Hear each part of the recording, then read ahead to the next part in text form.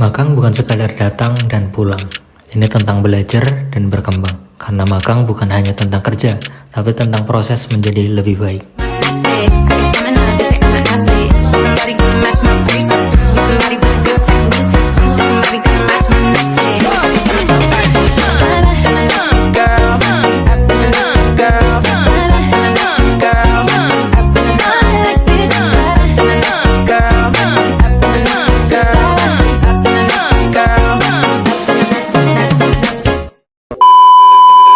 Persiapan kandang dimulai dari pembersihan, pencucian seluruh area kandang dari sisa periode sebelumnya.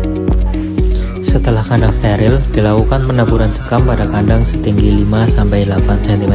Setelah dilakukan penaburan, kandang disemprot desinfektan untuk menekan patogen dan menjaga kebersihan lingkungan kandang.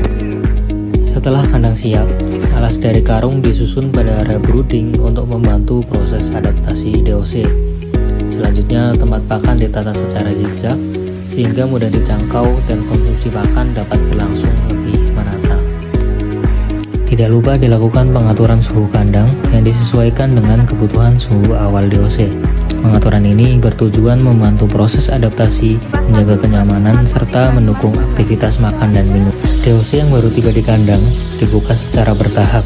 Kemudian dihitung jumlah ekornya pada setiap box untuk memastikan kesesuaian populasi. Selanjutnya DOC ditimbang untuk memperoleh data bobot badan awal yang digunakan sebagai dasar perencanaan manajemen pemeliharaan dan evaluasi pertumbuhan pada periode berikutnya. Penebaran DOC dilakukan secara bertahap pada 4 area sekat yang telah disiapkan.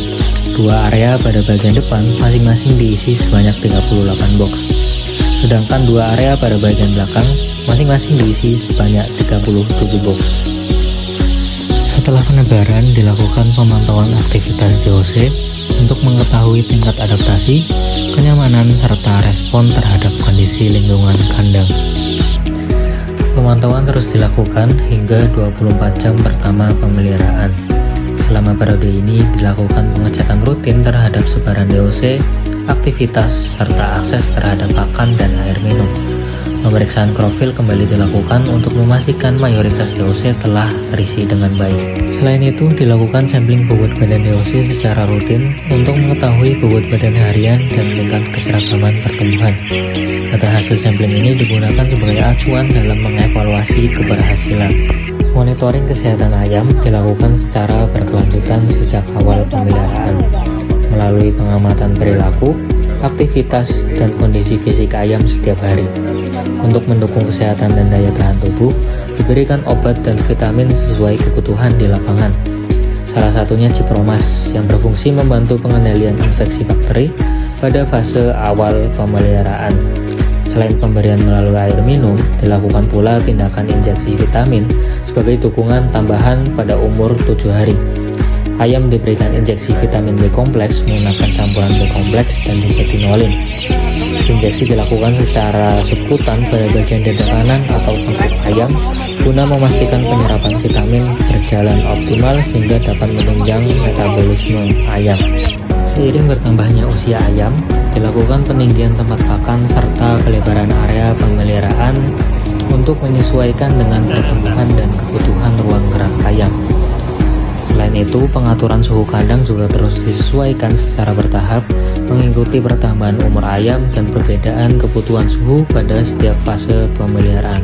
Seiring berjalannya pemeliharaan, dilakukan penjarangan untuk mengurangi kepadatan kandang dan menjaga kenyamanan ayam. Pada tahap pemanenan, ayam ditangkap dan diikat per ikat sebanyak 5 ekor, kemudian ditimbang sesuai permintaan. Selanjutnya dilakukan pencatatan jumlah dan bobot ayam sebagai bagian dari administrasi dan evaluasi hasil produksi. Ayam yang telah dipanen dikeluarkan dari kandang menggunakan stroller untuk memudahkan proses pemindahan dan meminimalkan terjadinya stres. Setelah ayam berada di dalam mobil angkut, dilakukan penyiraman sebagai upaya mencegah heat stress. Setelah panen selesai, dilakukan penanganan limbah berupa sekam bekas pemeliharaan.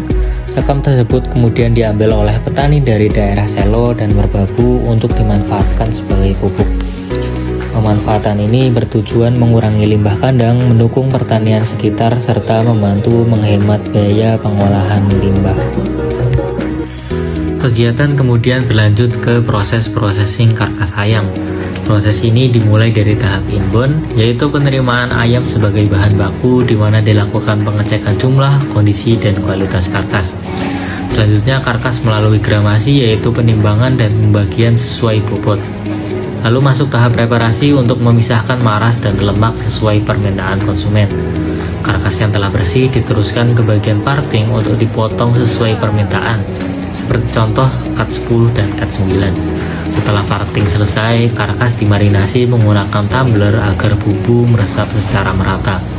Kemudian dikemas menggunakan plastik food grade dan disegel sesuai permintaan konsumen.